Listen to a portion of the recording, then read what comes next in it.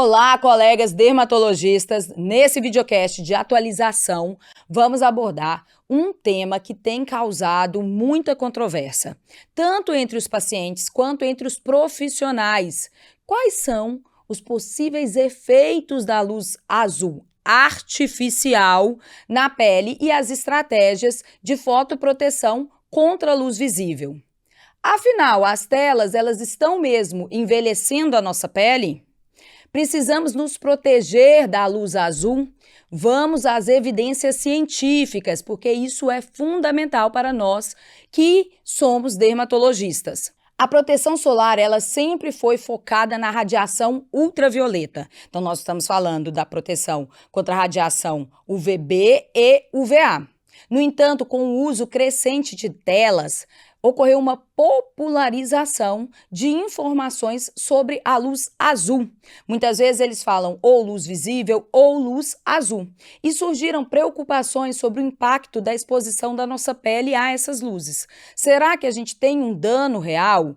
E a luz visível especialmente na faixa de 400 a 490 nanômetros, estamos falando dessa faixa azul, muitas vezes falado banda azul da luz visível, ela pode induzir um estresse oxidativo e alterar a pigmentação na pele, principalmente em peles mais escuras, em fototipos mais altos. E isso a gente tem evidência em modelos in vitro e também em estudos laboratoriais.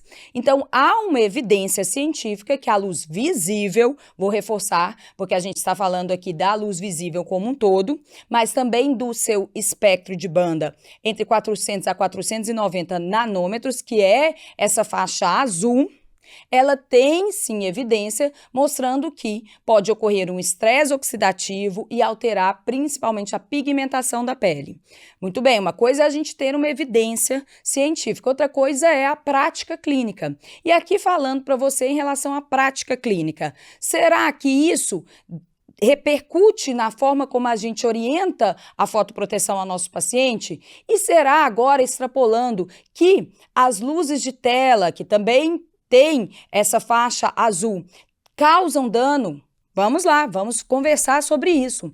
E aí, a gente vai para o que os estudos mostram para a gente realmente de evidência e qual é o significado disso no nosso consultório. Os estudos in vitro e em modelos celulares, eles sugerem que a luz azul ela possa induzir, então, o estresse oxidativo e aumentar a síntese de melanina e gerar dano ao DNA celular, algo muito sério, né? No entanto, os níveis de irradiação utilizados nesses estudos são muito superiores aos emitidos por dispositivos eletrônicos de uso diário. Então, os nossos dispositivos eletrônicos emitem sim uma luz azul, mas é uma luz azul muito menor ao que foi utilizado para se fazer os estudos científicos. E as avaliações de dosimetria mostram que a luz azul emitida por telas, ela é cerca de 1000 vezes menos intensa do que a luz solar. Em outras palavras, o risco real para a pele, ele é muito baixo. Então, o que nós temos? A evidência de que, sim, eu tenho um dano oxidativo, um estresse oxidativo, eu tenho uma alteração em relação à pigmentação, eu posso ter um dano no DNA celular. No entanto, quando a gente vai fazer a avaliação desses estudos, e é isso que nós temos que fazer, que é a prática baseada em evidência, quando a gente vai fazer essa avaliação, o que a gente vê? Que isso não tem como ser extrapolado para a nossa prática clínica, porque, falando de luzes de tela, porque a luz de tela ela tem uma irradiância muito menor do que o que foi utilizado para os estudos. Então, a gente vai ver muito mais essa questão em relação à luz visível do sol, que é muito mais intenso. Eu tenho uma frase que eu falo para o paciente, vou trazer aqui para você, claro que você vai utilizar na sua prática clínica, né, da forma que você achar adequado ou até mesmo não utilizar, mas eu falo com o meu paciente o seguinte: a luz do sol, a luz visível do sol, ilumina o mundo. Uma maneira de dizer, né? Então ilumina o mundo. A luz do seu celular não ilumina nem o seu rosto. A luz do seu aparelho de computador, ele não ilumina nem o seu rosto. Ai, Bela, mas e as luzes artificiais que iluminam tudo? Por exemplo, eu estou aqui no estúdio, tem várias luzes artificiais. Mesmo elas têm uma irradiação muito pequena, então é muito pouco para a gente conseguir dizer que está causando danos. Mas a gente tem revisão científica sobre o assunto. E o que as revisões científicas trazem? Estudos científicos, inclusive com estudo de revisão, não identificaram a associação entre a luz azul de dispositivos eletrônicos e melasma, eritema, envelhecimento precoce ou hiperpigmentação pós-inflamatória. Então, os estudos, eles mostram para a gente que não foi identificado uma associação entre essas luzes azuis de dispositivos eletrônicos e essas alterações da pele. A recomendação das diretrizes, ela é clara. Fotoproteção deve priorizar a radiação UV. Estamos falando de FPS, proteção contra a radiação UVB. Estamos falando de proteção contra a radiação UVA. Então, aqui é importante a gente enfatizar, a gente deve priorizar a proteção à radiação UV, que é comprovadamente prejudicial. Mas fica uma questão. Por que então a gente vê tanto os nossos pacientes falando de outra forma, a gente vê isso sendo difundido de outra forma? Afinal de contas, o que os nossos pacientes estão aprendendo, né, sobre essa proteção? E é mais do que isso, por quem eles estão aprendendo, aonde eles estão buscando essas informações?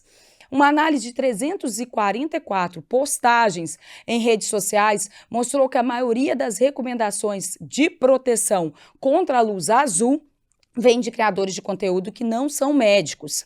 E profissionais dermatologistas, eles são os únicos a priorizar o uso de protetor solar com cor como medida de base científica. O que mostra para a gente o seguinte, que é importante que o médico esteja também nesses meios digitais trazendo informação que tenha esse embasamento científico. Então, atenção quanto a isso.